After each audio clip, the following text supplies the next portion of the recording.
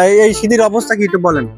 এই শীতের অবস্থা আমি এই পাশে যে যাই মিলির থেকে অন্তত 5টা বস্তা ভরে রেখেছি শীত গরমের সময় ছেড়ে দেবো।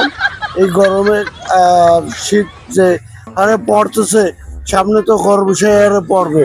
এখন এই 500 বস্তা ভরে রেখেছি এই শীত আমি সামনে গরমের সময় এই শীতগুলো তখন ছেড়ে দেবো।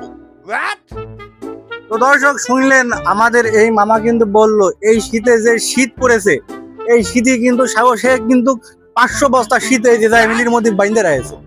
এই 500 বস্তা শীত, সে গরম সামনের যে গরম আসবে, সেই গরমে কিন্তু অতিরিক্ত পরিমাণ গরম পড়বে।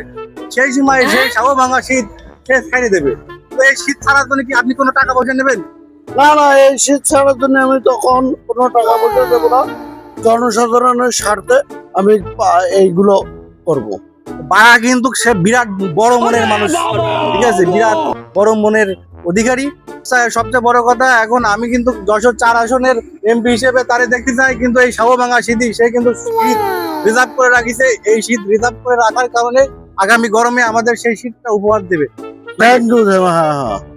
ধন্যবাদ। এতক্ষণ দেখছিলেন আপনারা হজবরল্লাহ 96 টিভির ভিডিও। তো এখন শুনলেন এবং দেখলেন।